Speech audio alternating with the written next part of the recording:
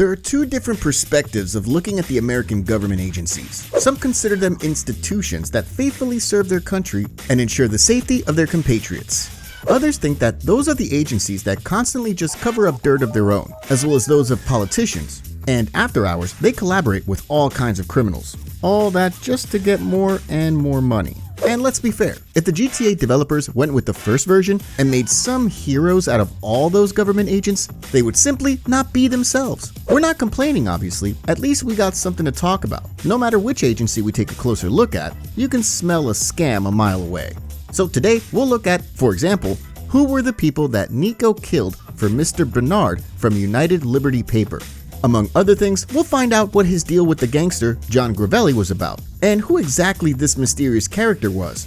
We'll also check out the background of the missions for Mike Toreno, and we'll discover who were the agents we killed in the interdiction and stowaway missions. We'll answer the question what the Cold War has to do with all of that. And I do not mean the conspiracy theory of the truth, claiming that apparently the snake-headed aliens run the oil business. We'll also talk about that snake Steve Haines, the DEA, the CIA, the FBI, the FIB, and a lot of other things that are easy to miss at first glance.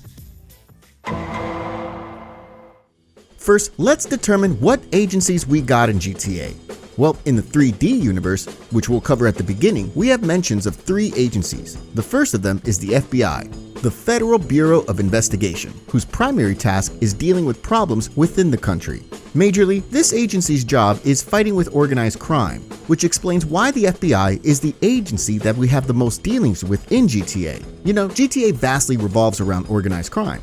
The simplest example of that agency's appearance in GTA would be that the FBI agents begin to chase protagonists of the 3D games after we accumulate 5 stars of wanted level. Next up, the CIA, the Central Intelligence Agency. The CIA, as opposed to the FBI, mostly deals with exterior international affairs. The most popular example of a representative of that agency is Mike Toreno from GTA San Andreas, who was an agent of that organization.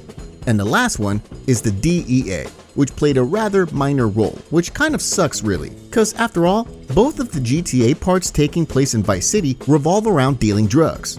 So I think they could have made that agency's role in those games a bit more significant. In any case, the DEA, the Drug Enforcement Administration, as the name suggests, and as I hinted a second ago, this agency's task is to combat drug trafficking and distribution within the territory of the United States.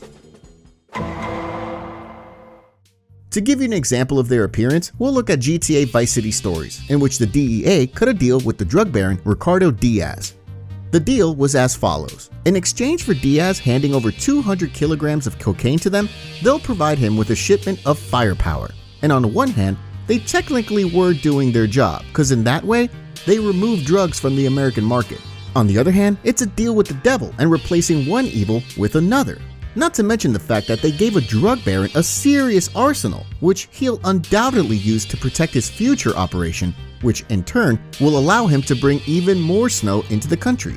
Hence, the DEA combats their own problem in this deal, because they want to get a hold of 200 kilograms of cocaine to show everybody that they're handling their duties brilliantly. But at the same time, they generate another issue, which is probably in a big part beyond their responsibilities. The best example would be that Diaz will want to kill off his rival gangs, because he'll feel confident having the stronger artillery. This will lead to a rise of gang violence, and therefore will mostly cause problems for the FBI.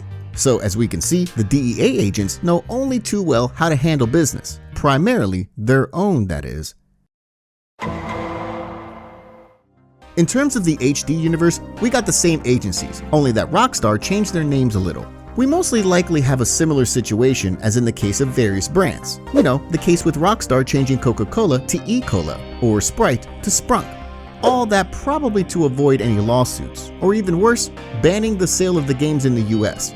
And considering the light in which the government agencies are portrayed in the HD universe, it would not exactly come as a surprise. Therefore, the FBI turned into the FIB, which now simply means Federal Investigation Bureau, with people like Steve Haines and Dave Norton being agents of that institution. The CIA rebranded to the IAA, International Affairs Agency, and the easiest example of a representative here is Michelle from GTA 4, or rather Karen, cause that's her real name.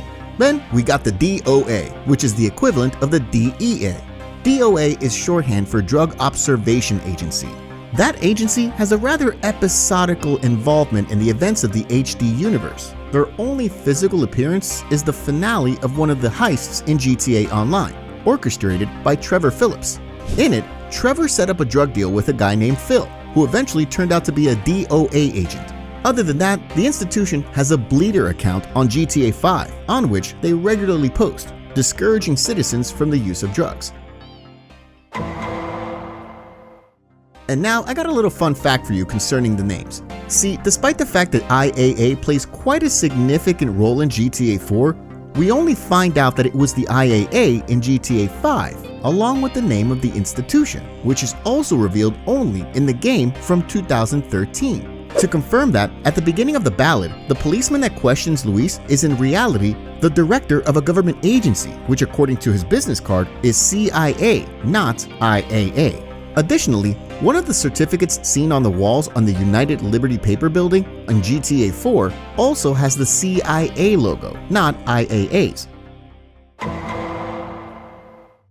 All that being said, now we get to pointing out all the shady business conducted by the government agencies. We'll follow the chronological order. Vice City Stories, the oldest game in terms of the timeline of events, was already covered in the previous chapter. You know, the thread with Diaz and the DEA. Next up, we'd have GTA Vice City. But there, the agencies behave pretty well actually. GTA San Andreas is where things get interesting. The people who regularly watch the videos on my channel will remember that we already discussed who Mike Toreno really was and why he was a gang boss and a government agent simultaneously. It's a case that perfectly aligns with today's topic as well, because I want this episode to completely represent my current knowledge on this subject. I'd like to repeat a few things from the old episode. See, Toreno was a CIA agent, and at the time, the CIA itself was involved in illegal operations. Toreno's actions strongly referred to the events from the Cold War, in which the United States competed for global influence with the Soviet Union. It was a war between capitalism and communism. The objective of both countries was to amass as many allies as possible and spread their political views. The effect of that was meant to be political support from the Allies, as well as the possibility to do business with them. It's nothing abnormal that the CIA was the agency in a big part delegated to that task, as their field was international affairs. In GTA San Andreas, Toreno was actively taking actions that were meant to gain international allies for America, spreading capitalism and eliminating communism, which was making it unable for the United States to get in any business relationships with the countries operating under the system.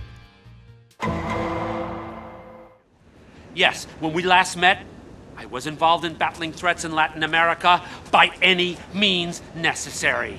As you could hear, Toreno was particularly focused on an operation that referred to a real operation once conducted by the CIA agents in the 80s. The operation in question had as an objective to raise funds for financing a rebellion in Nicaragua in order to abolish the communist government there. The operation was conducted illegally because the US Congress simply prohibited it. That's because some of the actions of the rebels were against human rights and were ruining the lives of many civilians. The CIA, however, seeing a long-term benefit in this operation and following the moral of the phrase, "the end justifies the means," continued the support for the rebels in Nicaragua. So to summarize, the support for the rebels was meant to help them overthrow the communist government and introduce capitalism. The rebels, once they take over, in exchange for US's help, would become the US's ally in the future, and what's most important, a business partner. As we can see, the US would potentially gain a lot of money and political support from the operation. Now, what does all that have to do with Toreno? Well, since the operation was illegal, it couldn't be financed from the national budget. Therefore, the CIA decided to raise the required funds by selling drugs. They were getting the product from Panama, which is mentioned by Toreno himself in the introduction film. My connections in Panama can get us all the product we need, untouched. And then they were, in disguise, offering the drugs to cartels and other gangs. What's interesting, Panama is not a random pick here. See, the CIA at the time had a good relationship with Manuel Noriega, a Panamanian dictator, which of course made getting the drugs for them a lot easier. All that is the genesis of the Loco Syndicate, the criminal organization formed by Mike in GTA San Andreas that sold drugs to LS gangs. In short, pure evil. financing rebels that were breaking human rights, and all that in the name of good business contacts. Moreover, financing those rebels against the US law, additionally with the money made from selling drugs, which got tons of people addicted and which killed many people as a result of an overdose. This is scandalous. And that's not even it just yet. As we remember from GTA San Andreas, CJ eventually destroyed the Syndicate. Mendez died, Jizzy died, and in theory, Toreno also said goodnight. But as we soon found out, his death was faked. Very shortly after CJ killed Toreno, he asked us to deliver certain contraband to his lockup. It was not revealed what the contraband was, but my guess is that the developers used this particular word, contraband that is, to describe the package we collect. For a reason. See, the name of the aforementioned rebellion financed by the CIA in Nicaragua was Contras. In the mission Interdiction, we were being intensely interrupted by agents of a rival government agency. However, it was not said which one. Personally, I'd assume that it was most likely the DEA, as based on the things already discussed, we could conclude that the package contained drugs, the very thing the DEA was meant to fight against. This thesis is later supported in the mission NOE, which, by the way, according to my brilliant and genius conclusion, stands for Nicaragua Operation Execution. Nah, I'm joking. It really stands for Nap of the Earth, which is a military flying technique that includes flying at a low altitude, just like in the mission in SA. Well, in any case, in that mission, Toreno confirmed that he is being constantly watched by a DEA spy. Toreno also mentions an FBI spy. In theory, the FBI could have also been responsible for the attack on Toreno's delivery. Hence, we cannot be certain in that matter. Another very interesting thing is the Stowaway mission, in which a certain CIA department, and one which Toreno wasn't a part of, decided to start financing militaristic dictators in exchange for arms contracts, again, as a means for raising funds to provide support for the Nicaraguans. Listen, Carl, we've got a problem. Some traitors from another department think they can help the overseas situation by financing militaristic dictators in exchange for arms contracts. Then Toreno claimed that those actions needed to be stopped because otherwise that'd create a tinderbox situation all over Latin America and the Middle East. Now yeah, it's a dirty job, but somebody's got to do it. But if you screw this up, it causes a tinderbox situation all over Latin America and the Middle East. Personally, I had a very hard time determining what exactly is going on in that mission, and eventually I failed to do it. The thing that came to my mind though is yet again the Iran-Contra scandal. Therefore, the same thing we've talked about so far, the CIA funding a rebellion in Nicaragua. Only that, apart from drugs, the money was raised also by selling arms to Iran, a country situated in the Middle East area, which could be referenced by Toreno. It makes some sense, as in real life, it was also the case that some institutions, or CIA departments, were not of the same mind in terms of the idea with Iran. Some of them, similarly to Toreno, were not in favor of that operation. That was due to Iran being in a war with Iraq at the time, a country that the USA also financed, similarly to the Contras. Either way, those agents that CJ blew up along with the plane, they were members of some rival CIA department, but it's hard to determine which one. It's likely though that the landmines they were transporting to the Middle East were meant to help either Iraq or Iran. Hard to tell since they were playing both sides. Well, it's kind of sick anyway. And then we got the mission Vertical Bird, where some organization initiated an investigation on Toreno's operations. So Mike sent CJ to get rid of the people who were spying on the agent. Hence, the CIA, in our little contest, secured a massive lead. So far, they've been portrayed as an agency completely devoid of any morality, that is ready to do anything for money and influence. 6 years later in Liberty City, in the year 1998, it turned out that the CIA still functioned in similar ways as back in the day, especially in terms of working with cartels and drug trafficking. Or at least something like that is suggested by one of the missions called Contraband, in which, what's interesting, the Leone Mafia collected a shipment of drugs off the Colombian cartel. The name of the mission obviously hints that the drugs, yet again, come from the CIA, and that the money made from selling them was going to be in turn invested to finance the rebels in North America. But actually, already in San Andreas, you could call that theory into question, because the Cold War and the actions of the kind funding militaristic dictators in order to combat communism ended along with the dissolution of the Soviet Union in 1991. San Andreas takes place a year later, so essentially, Rockstar put real-life events into their universe, but in a bit of a different time range compared to when they actually happened in history. But in this case, we can turn a blind eye to this insignificant few years difference, since the evidence confirming this connection is unquestionable. But the year 1998, therefore the events of Liberty City Stories, well, that's a bit too much, especially that this whole fraud was exposed in 1986, and since that time, many people who were involved in that scandal were charged. In any case, I can't help but to make a conclusion that Rockstar simply theorizes here that the CIA is still selling drugs in the States, and that remained as one of their ways of making money. This whole theory is further hinted 3 years later in GTA 3, when the CIA was not happy that Ray Machowski sent Claude to protect the local gun dealer from the attack of the Colombians. The CIA seems to have a vested interest in Spank, and they don't like us screwing with the cartel. What you just heard suggests that there was something in it for the CIA, that the Colombians were selling Spank. In other words, they most likely were simply their suppliers.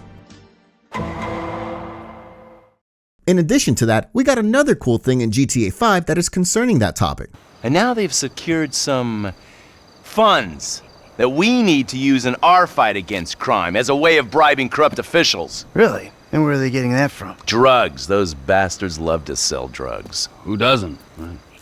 What you heard yet again implies as if Rockstar, in their games, adapted such a narrative that the CIA or the IAA, despite that their actions concerning Contras ended many years ago, they continue to make money by selling narcotics to cartels. So what we're saying is this is a matter of security, national. Normally I don't care about cocaine, keeps controllable people in power. And as if someone still had doubts about that, in GTA 4, Bernard, whose name we find out during the Doomsday Heist thread in GTA Online, a guy whom most people would know as simply the United Liberty Paper contact, says that he usually has no issue with cocaine and that he uses it himself. I mean, not for entertainment purposes, but to keep controllable people in power. Additionally, while he's saying it, he very meaningfully turns his eyes at Gravelli. All that greatly shows that the CIA was still selling drugs to some gang bosses they control in order to keep them in charge, thereby maintaining influence in the city. You know, take Gravelli. He was running a protection racket covering many businesses in Liberty City. The IAA, having people like Gravelli on the string, had intel as well as influence on the businesses they controlled. Gravelli, on the other hand, in exchange for agreeing to such a deal, buys drugs off the IAA, which also allows him to make a lot of money, which in turn allows him to stay in power. As soon as someone would take over Gravelli's business, the IAA loses a valuable contact, thereby losing influence.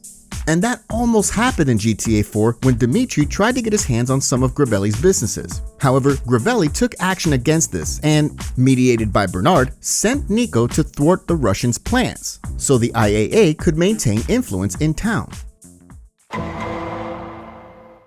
Hence, as we can see, in terms of the 3D universe, the FBI was pretty much a good boy all along, and it's hard to have any serious complaints. The DEA pulled off one bigger stunt in VCS, when they cut a deal with a drug baron. The title of the most evil agency, without a shadow of a doubt, is claimed by the CIA. Drug trafficking, breaking the law, and supporting murderers. The CIA is simply the most vicious agency in the 3D universe of GTA. As we remember, Nico, at some point of the story, was blackmailed by the aforementioned Bernard, the IAA agent. The man had evidence on Bellic, but instead of putting him in jail, decided to use Nico to do the agency's dirty work. That alone is not exactly an exemplary method, a similar one to how Toreno used CJ in GTA San Andreas. However, as for the dirty work itself, it's hard to make any complaints really. I'm not including the already discussed thread when John Gravelli, of course, in which case the tasks assigned to Nico were just about hunting down some terrorists, or people who financed those terrorists. We'll take a minute to talk about one thing in GTA Chinatown Wars, where we have to complain about the FIB a bit. See, one of their agents got into a deal with Wu Kenny Lee, a boss of the Chinese triad, operating in Liberty City. Kenny was one of the competitors for the leader's position in the triad. In order to eliminate his competition and to create perfect circumstances to take over, he was giving valuable intel to that FIB contact concerning his organization. The thing was, that FIB agent in trying desperately to build himself a reputation in the agency, worked out a deal with Kenny Lee, who was providing him with the information about the business of the Triad that was in some way an obstacle on his way to power. The agent, on the other hand, thanks to the information given by Kenny, could make many arrests and therefore improve his position in the FIB. In theory, it was a perfect symbiosis, but in practice, such behavior is blameworthy, especially from a government agent. Dave Norton, the FIB agent who in 2004 cut a deal with an infamous bank robber in his prime, Michael Townley. Dave offered Michael a new identity and a life in abundance in sunny Los Santos. In exchange, Michael was to stop robbing and, most importantly, sell out his crew to the police. The deal was eventually realized. The question is, can we praise such an initiative? After all, Agent Dave Norton, in that situation, gave a clear record, an early pension and a life of plenty to a criminal who hurt many people and stole a lot of money. Technically, all Michael should have got for that was an orange outfit. On the other hand though, this way, Dave stopped the actions of an extremely dangerous crew and very likely saved many innocent lives, including bank security guards or policemen. I'm waiting for your assessment in the comments. During the events of GTA 5, the American government agencies have simply gone mad. For starters, either the FBI or the IAA get info concerning a certain target. Whichever agency manages to eliminate it, that agency would receive huge funding. Considering that the FBI and the CIA were known to compete at certain moments in real life, this case is no different in GTA 5. See, first, the IAA managed to fake the death of the person that was meant to give them exactly what they needed: the location and description of the target in the shape of an Azerbaijani philanthropist, Tahir Javan. The person in question was Ferdinand Kerimov, a guy who installed home theaters and who knew Javan. The agency obviously thought that a great way to extract information from Kerimov would be to torture him. As a side note, I'll just mention that the torture was completely unnecessary, as Kerimov was ready to tell everything all along, and he'd do it with a smile on his face. In any case, the IAA agent, Karen Daniels, better known as Michelle, the one from GTA 4, violated Kerimov. Had it not been for the spectacular intervention by the pseudo-ninja with a helicopter, Kerimov would probably have ended this interrogation with a flashlight up his ass.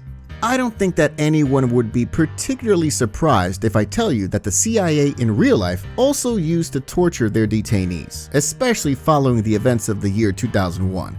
Those methods were even authorized by the president himself.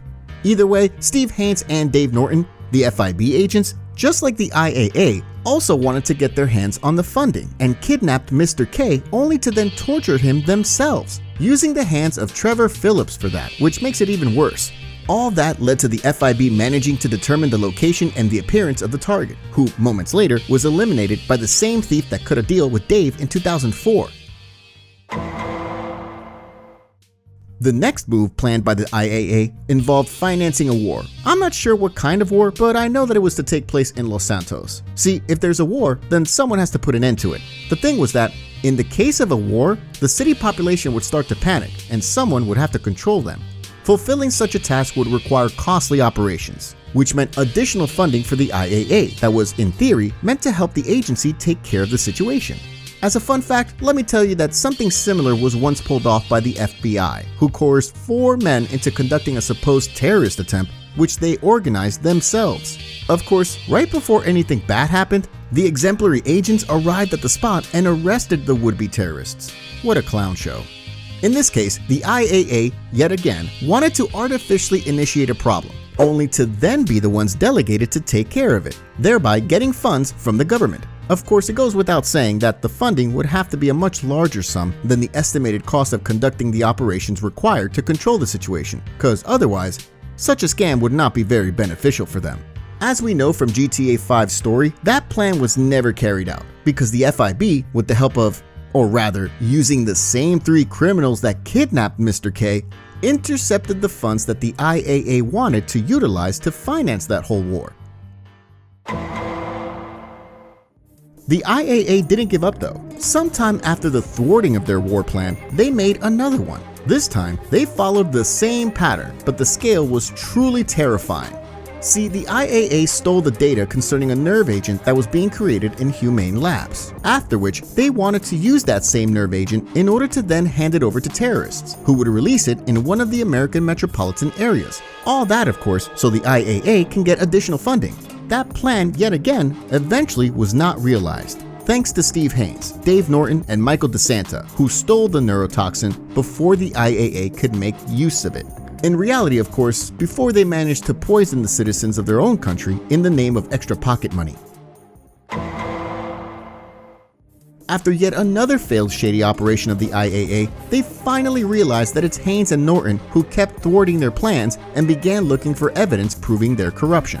You know, that allowed them to put those two out of the equation so they can continue with their magnanimous operations. Steve Haynes, in order to stop that from happening and to save his career, used Michael and his crew again to break into the FIB building and delete the evidence directly from their database. The building has been severely damaged during the robbery. This whole stunt endangered the lives of innocent people and generated colossal financial losses. Of course, in a sense, Haynes did all that so as to stop the agency from pulling off any more madness. However, the interpretation may differ in this case. To summarize today's episode, I think there's very little doubt that the title of the most evil and vicious agency lands in the hands of the CIA. Financing rebels who applied atrocious methods, drug trafficking that led to crack epidemics in many American cities, as well as making up sick scams that were meant to ensure additional fundings. The CIA is the king of madness when it comes to the government agencies in the GTA series. If you like these sort of videos, I recommend subscribing to the channel. To continue watching, check out the two on the right. Meanwhile, I'm saying goodbye. Take care and see you soon.